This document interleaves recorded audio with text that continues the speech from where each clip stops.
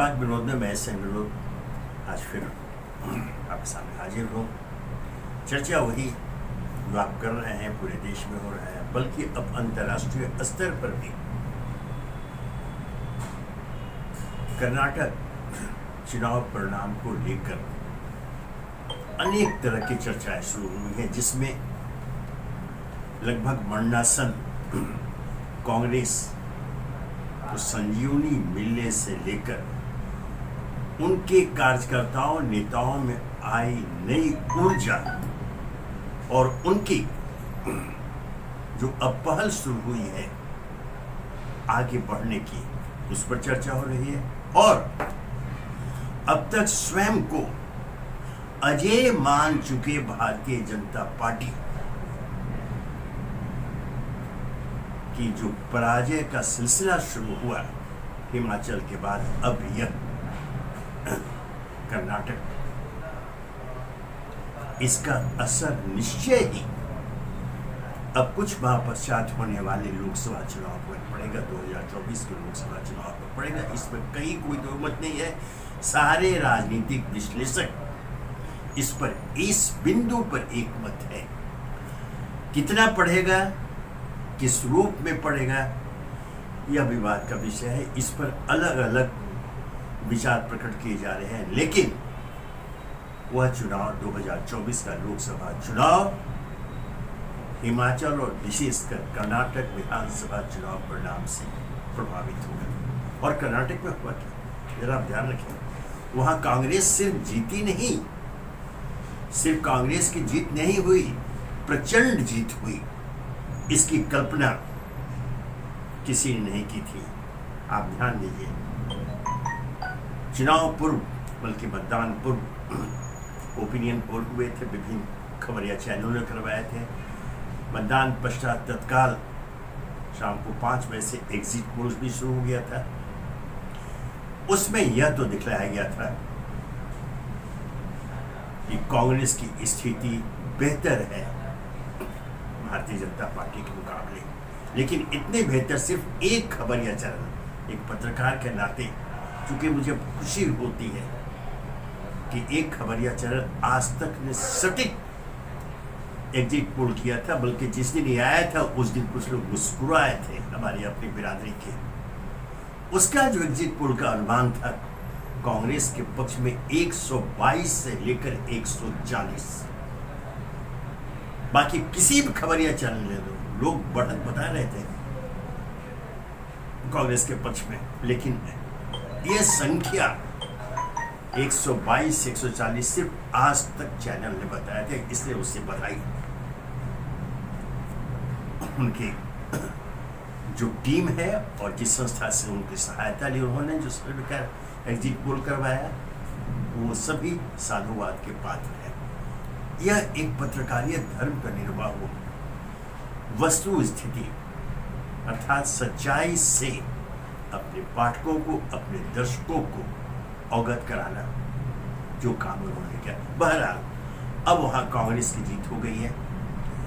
अब इसके बाद क्या, चूंकि इसे जोड़ा जा रहा है 2024 के चुनाव परिणाम पर, जैसा मैंने कहा, का पूरी की पूरी ताकत अब कांग्रेस पार्टी ने भी झोंक दी है 2024 के लोकसभा चुनाव को देखते हुए। हालांकि इस बीच कुछ अन्य महत्वपूर्ण राज्यों में विधानसभा चुनाव होने हैं। राजस्थान है, मध्य प्रदेश है, छत्तीसगढ़ है।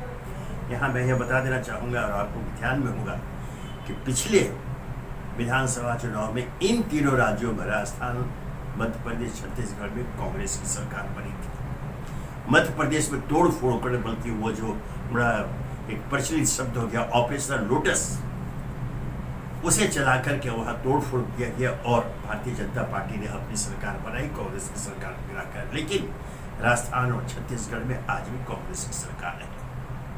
ये 3 महत्वपूर्ण है और 2 राज्य हैं, लेकिन वो नॉर्थ ईस्ट के हैं, उनका राजनीतिक दृष्टि से उतना महत्व नहीं पता है कि इन तीनों राज्यों के चुनाव परिणाम का असर भी जबरदस्त पड़ने वाला है। इसलिए अब सारी पार्टियां, जिसमें प्रमुख तो कांग्रेस और भारतीय जनता पार्टी, अब ये विचित्र है, विडंबना के रूप में लूंगा कि अब भारतीय जनता पार्टी बचाव की मुद्रा में आ गई है। जो इतनी आक्रामक थी, जो उसने अपने को अजय मान लिया था, और शायद यह भी एक कारण था कि उनमें इस भावनावश जो अहंकार का भाव आ गया था, तो किस अहंकार तो ईश्वर भी किसी का बर्दाश्त नहीं करता, रावण का अहंकार भी नहीं रह गया था। आप ध्यान रखिए। और नेताओं की बात छोड़िए, भारतीय जनता पार्टी के अन्य नेताओं की, स्वयं प्रधानमंत्री मोदी के शब्दों को याद रखिए, हम अगले 50 वर्षों तक शासन करेंगे। वहां तक ठीक है, आप अपनी पार्टी के पक्ष पे कह रहे हैं, लेकिन उनकी जो भाषा बदल गई थी और जो शब्दों का चयन करने लगे थे, वे हम की जगह मैं पर आ गए थे। मैं अकेला, मैं सर्वोपरि। इस भावना के अनुरूप उन्होंने अपने संबोधन शुरू किए थे, पार्टी के अंदर, पार्टी के बाहर, और लोगों के बीच, सार्वजनिक सभाओं में भी। वहां से स्पष्ट हो गया था कि उनमें ऐसे एक अहंकार पैदा हो गया है, और यह मान लिया है कि उन्हें कहीं से कोई चुनौती नहीं है और वो अगले 50 वर्षों तक शासन करते रहेंगे। लेकिन जैसा मैंने कहा कि अहंकार किसी का टिकता नहीं है, स्वयं ईश्वर उसे बर्दाश्त नहीं करते हैं, और यही हुआ। हिमाचल प्रदेश, ध्यान रखिए, हिमाचल प्रदेश के बाद यह कर्नाटक में जो चुनाव परिणाम आए कांग्रेस के पक्ष में, उससे कांग्रेस में तो एक नई ऊर्जा का संचार हुआ ही है, इसमें कोई शक नहीं है, उसमें हम चर्चा करेंगे। लेकिन अब जो सच्चाई यह है कि भारतीय जनता पार्टी जो केंद्र में सत्तारूढ़ है, अनेक राज्यों में आज भी उनकी सरकारें हैं, वह अब बचाव की मुद्रा में आ गई है। उसका एक सबसे बड़ा कारण यह है, कर्नाटक उनके लिए दक्षिण का द्वार था, दक्षिण में प्रवेश का द्वार था, वह दरवाजा उनके लिए बंद हो गया। और जैसा हमारे प्रधानमंत्री मोदी ने क्या नारा दिया था, कांग्रेस मुक्त भारत, वह तो नहीं हुआ, लेकिन भाजपा मुक्त दक्षिण भारत हो गया। दक्षिण में आपके दरवाजे बंद हो गए, वहां से छीन लिया गया। यह भी एक उदाहरण के रूप में प्रस्तुत किया जा सकता है जब चर्चा अहंकार की आती है। तो इसलिए अब भारतीय जनता पार्टी को बचाव में आना पड़ा है, और जिन राज्यों में चुनाव विधानसभा का भी होने जा रहे हैं, और जो महत्वपूर्ण जिन राज्यों की चर्चा की, वह एक बहुत बड़ी चुनौती भारतीय जनता पार्टी के लिए है, मध्य प्रदेश, छत्तीसगढ़ और राजस्थान। अगर यह चुनाव परिणाम भारतीय जनता पार्टी के खिलाफ जाते हैं, तो निश्चय ही 2024 के लोकसभा चुनाव में क्या स्थिति होगी यह कहना मुश्किल है।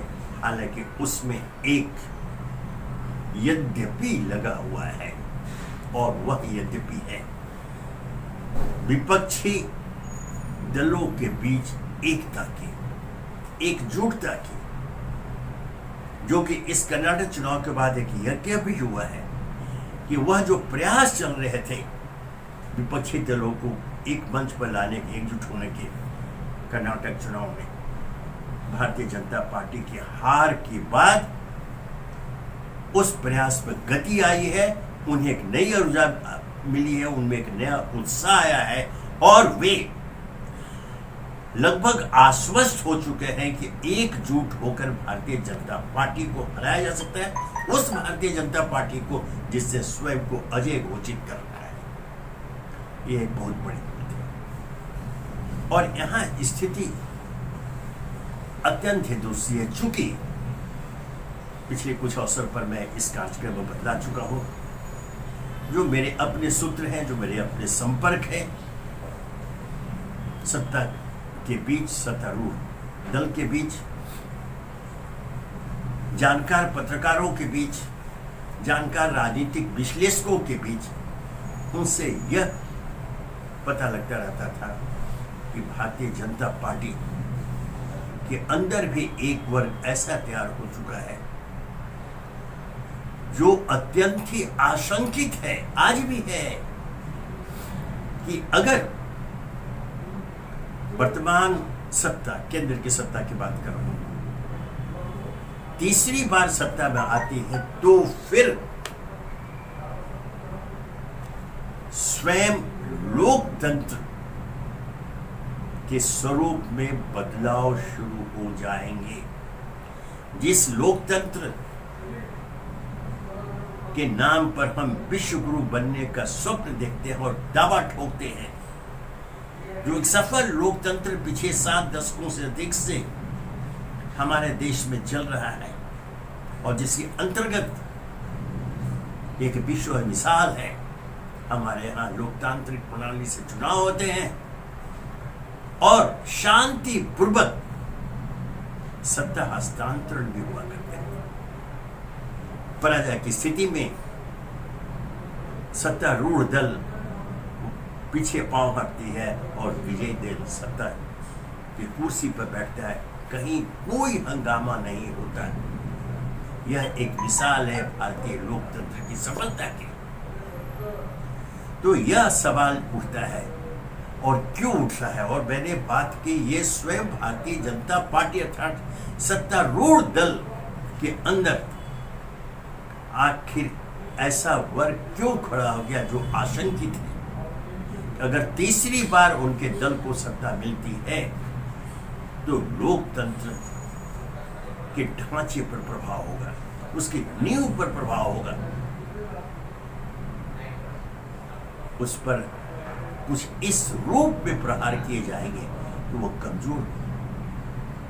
मैं चाहूंगा और सभी चाहेंगे, आप भी चाहेंगे कि यह आशंका गलत साबित हो, क्योंकि सब कुछ हो सकता है लेकिन भारत की जनता, हम और आप कभी भी लोकतंत्र के नाम पर किसी प्रकार का कोई समझौता नहीं कर सकते।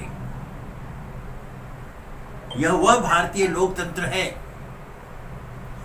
जिसने पूरे भारत देश को आजादी के बाद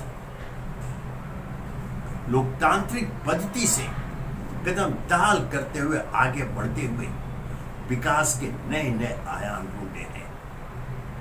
47 में आजादी के बाद और खासकर विभाजन के बाद जो हम भारत कहाँ था, क्या था हमारे पास, एक सुई नहीं बनती थी। आज हम परमाणु शक्ति हैं। आज हम विश्व शक्ति को चुनौती देने की हालत में हैं। हर क्षेत्र में, क्या विज्ञान का क्षेत्र हो, क्या उद्योग का क्षेत्र हो, क्या शिक्षा का क्षेत्र हो, क्या चिकित्सा का क्षेत्र हो, या फिर सामाजिक स्तर पर जो बदलाव हमारे यहाँ हो रहे हैं,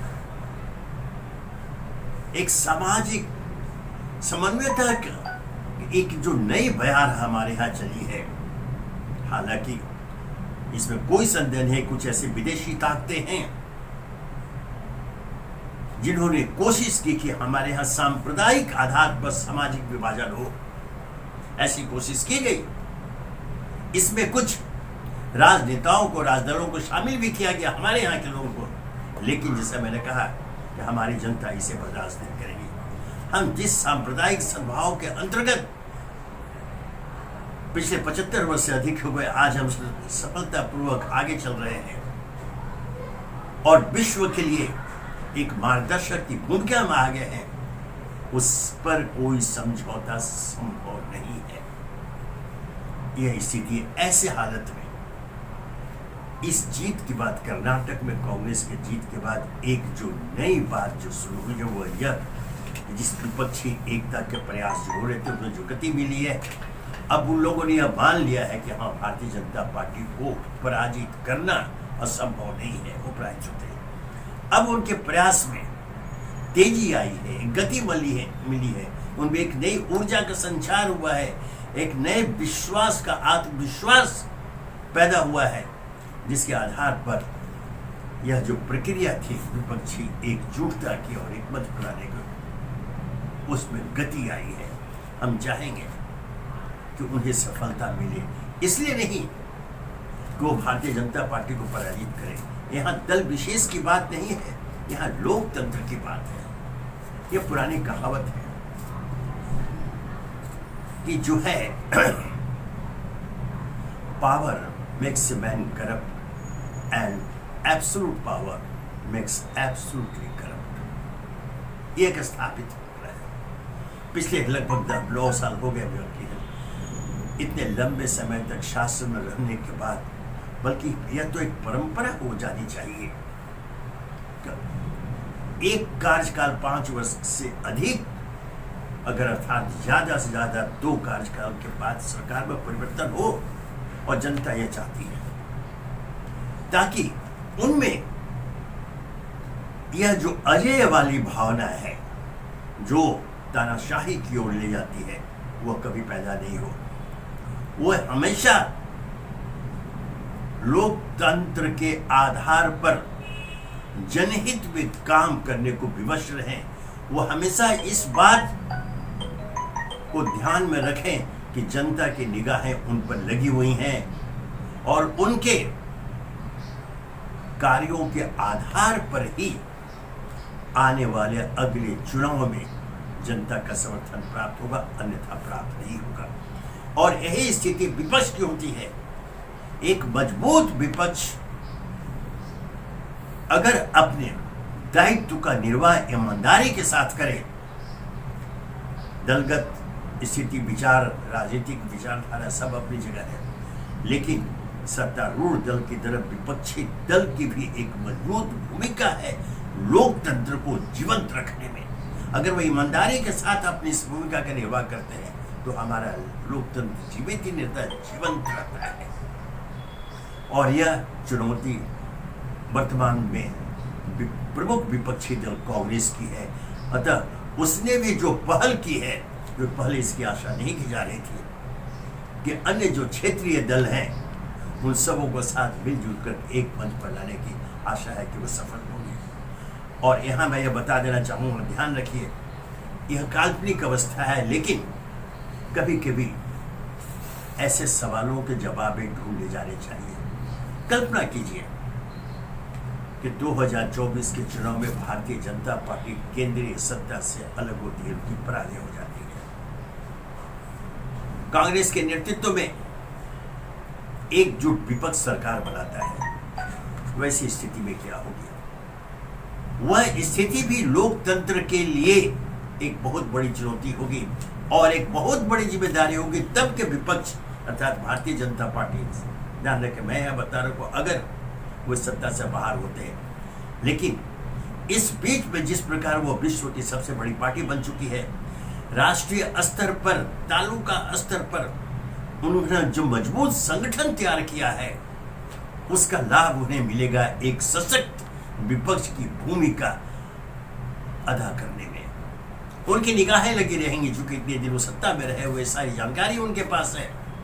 जो नया दल अगर सत्ता में कोई आता है तो उन पर अंकुश रखने का सफल काम विपक्षी दल के रूप में भारतीय जनता पार्टी कर पाएगी। ध्यान रखें, फिर दोहरा रहा हूं, यह स्थिति तब की है कि अगर भारतीय जनता पार्टी अगला चुनाव हार जाती है और विपक्ष में आती है, तब की स्थिति है। मैं यह उदाहरण इसलिए दे रहा हूं कि लोकतंत्र की रक्षा हर हालत में हो और लोकतंत्र को हर हालत में मजबूती प्रदान हो। इसलिए जरूरी है कि भारतीय की जनता अर्थात भारतीय मतदाता कार्यों के आधार पर, अब तो आपके सामने है कि पिछले लगभग 10 वर्ष हो जाएंगे, भारतीय जनता पार्टी के नेतृत्व में केंद्र की एनडीए सरकार ने क्या काम किए, क्या काम चल रहा था, कि जनहित में क्या काम हुए, हम विकास की दिशा में कितना आगे बढ़े, विश्व स्तर पर हमें कैसी मान्यता मिली, शिक्षा, चिकित्सा आदि क्षेत्र में हमने क्या प्रगति की, और पूरे समाज में लोकतंत्र के पक्ष में आत्मविश्वास किस रूप में पैदा हुआ, इन सबों का आकलन होगा। इनके मूल्यांकन के पश्चात ही मतदाता तय करे उन्हें किसे वोट देना है। और इसमें कांग्रेस तथा अन्य विपक्षी दल भी आएंगे, जिसमें क्षेत्रीय दल प्रमुख है, क्योंकि देश में अनेक भागों में, दक्षिण में तो लगभग पूरी तरह और अनेक राज्यों में भी आज क्षेत्रीय दल सत्ता में काबिज है। इसलिए उनकी भूमिका पर भी पूरा ध्यान देते हुए उन्हें के क्रियाकलापों के कार्यों के मूल्यांकन के पश्चात ही मतदाता तय करे कि इन्हें किस रूप में लोकतंत्र में स्थापित करना है। हालांकि हम तो ये चाहेंगे और पूरा देश आज ये चाह रहा है कि लोकतंत्र की मजबूती के लिए, स्वयं भारत की मजबूती के लिए सारे विपक्षी दल एक मंच पर आ जाएं। और ये जैसे बार बार कहते हैं, जो वोटों का बंटवारा होता है, और ये दोहराना ये होगा, कई बार हो चुका है, ये जो बहुमत की जो परिभाषा हमारे यहाँ है, जो सिद्धांत, जो हमारे संविधान निर्माताओं ने जो एक भूल की है, उसमें संशोधन आवश्यक है। बहुमत का अर्थ दोहराना पड़ रहा है, मैं पहले भी कह चुका हूँ, और ये बार बार इसलिए कहना जरूरी होता है ताकि ये बात समाज में आए, इस पर एक सामाजिक बहस हो, एक राष्ट्रीय बहस हो कि बहुमत की परिभाषा क्या है। बहुमत से तत्काल जो भाव पैदा होता है वह होता है 50% और उससे अधिक का। लेकिन अगर 34-35% मत प्राप्त कर आप सत्तारूढ़ हो जाते हैं और 64-65% आपके खिलाफ पड़ा हुआ वोट विपक्षों में चूंकि बटा हुआ है, वो विपक्षी दल के रूप में है, और 34-35% वाले सत्तारूढ़ है, यह विडंबना है। यह हमारे बहुमत की परिभाषा का अपमान है। यह हमारी सोच की, हमारी शिक्षा का, हमारे वैचारिक स्तर को चुनौती है। इस पर पुनर्विचार होना आवश्यक है। और इसलिए मैं यह दोहरा रहा हूं। आप कह सकते इस बात को मैं पहले कर चुका हूं, बिल्कुल मैं बार बार दोहराता हूं ताकि इस पर एक राष्ट्रीय बहस हो, संविधान में संशोधन किया जाए और ये सभी के हक में होगा। इसलिए भी जरूरत है कि यह लोकतंत्र के हित में होगा कि एक बार फिर से पूरे संविधान पर नजर डालते हुए बहुमत को पुनर्परिभाषित किया जाए। तभी जाकर सगर्व कोई भी, चाहे वो भारतीय जनता पार्टी, कांग्रेस या अन्य कोई दल हो या कोई संगठन हो, गठबंधन हो, ताकि वो सगर्व कह सके कि हम बहुमत के साथ केंद्र में सत्तारूढ़ है। हम अल्पमत नहीं, आज अल्पमत में आप हैं, लेकिन केंद्र में सत्तारूढ़ है। विडंबना है, यह मजाक है, यह हमारे लोकतंत्र का मजाक है, हमारे संविधान का मजाक है। क्या इसे हम स्वीकार करेंगे? कदापि नहीं। अतः इस पर राष्ट्रीय बहस हो और एक निर्णय लिया जाए, सभी राजदल मिलकर के इस पर चर्चा करें और संवैधानिक संशोधन की जहां आवश्यकता पड़े तो उस दिशा में आप सकारात्मक कदम आगे बढ़ाएं, रचनात्मक निर्णय लें, लोकतंत्र को हित के ध्यान में रखते हुए। अन्यथा आज जिस गर्व के साथ हम लोकतंत्र की सफलता की चर्चा करते हैं, उदाहरण पेश करते हैं, आने वाले दिनों में शायद उसमें अवरोधक पैदा हो जाएंगे। आज हम एक अत्यंत शक्तिशाली देश के रूप में पूरे संसार में स्थापित हो रहे हैं। जैसा मैंने कहा कि हर क्षेत्र में बेमिसाल सफलताएं हम प्राप्त कर रहे हैं और इसमें योगदान सभी का है। वर्तमान भारतीय जनता पार्टी नेतृत्व की सरकार का भी है, कांग्रेस नेतृत्व की पिछली सरकारों का भी है, अन्य क्षेत्रीय दल जो अपने अपने राज्यों में काम कर रहे हैं उनका भी है। इसमें सभी का योगदान है, किसी एक पार्टी, किसी एक नेता, किसी एक राजदल का नहीं। इस बात को, इस तथ्य को हृदयस्थ कर, उन्हें चिन्हित कर हम इस दिशा में आगे बढ़ेंगे ताकि हम पर आने वाली पीढ़ी जो बहुत ही तेज, बहुत ही विचारक, वर्तमान जो युवा पीढ़ी है वो काफी तेज है, काफी समझदार है। आने वाले समय में उनके दिमाग में ऐसा द्वंद्व पैदा नहीं हो, वो विचलित नहीं हो कि हमारे संविधान निर्माताओं ने, जिसमें सारे के सारे उल्लेखनीय नाम हैं, आदर्श है वे भारतीय राजनीति के, भारतीय लोकतंत्र के, उनकी सोच के ऊपर तब सवालिया निशान लगे कि वे बहुमत को सही रूप में परिभाषित क्यों नहीं कर पाए। समय अभी भी समाप्त नहीं हुआ है। यह मानकर कि it is never too late वाली कहावत का स्वीकार करते हुए आज, अभी और अभी इस दिशा में अगर हम कदम बढ़ाते हैं तो फिर न केवल वर्तमान पीढ़ी बल्कि आने वाली पीढ़ी हमारे राजनेताओं को, हमारे विचारकों को सैल्यूट करेगी।